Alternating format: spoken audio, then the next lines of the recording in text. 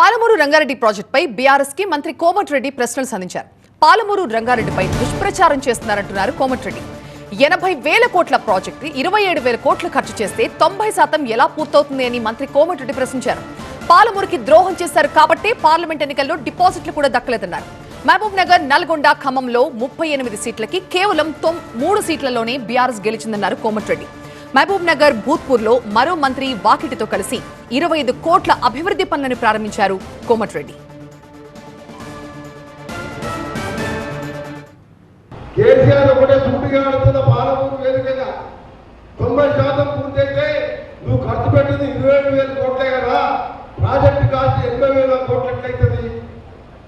ఎందుకు అబద్ధాలతో కేసీఆర్ ఓడిపోయినా నీకు ఇంకా కూడా మీరు పద్ధతి మార్చుకోలేదంటే మీరు ఒక్కసారి ఇక్కడ ఉన్న ప్రజలు అర్థం చేసుకోవాలి. ఆయన అనుకుంటే 1,00,000 కోట్ల పెట్టే కాళేశ్వరం కట్టుడైపోయింది, పూరుడైపోయింది, ఎకరాలు నీళ్ళు చేయలేదు, పాలమూరు పూర్తి చేయలేకపోతున్నారు. ఆయన మన మీద ప్రేమ లేదు. ఏమైనా ఏంటంటే మన బంధువులు, మన అక్కలు, చుట్టాలు అక్కడ ఉంటున్నారు.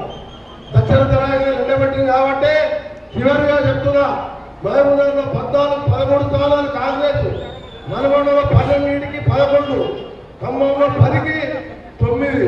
అంటే మొత్తం మీరు 36 స్థానాలకు 38 స్థానాలకు 3 సీట్లే టీఆర్ఎస్ వచ్చినాయంటే పాలమూరు మోసం చేసినట్టే కదా. ఇదే అర్థం. నేను ఒకటే చెప్తున్నా, మన అసెంబ్లీలో పెద్ద మాట్లాడుతున్నారు, బయట మాట్లాడుతున్నారు. హరీష్ రావు గారు మీరే పాలమూరుని అభివృద్ధి చేసుకుంటే 1 సీట్ ఎందుకు వస్తుంది? నీకు పార్లమెంట్లో డిబేట్ ఎందుకు వస్తుంది?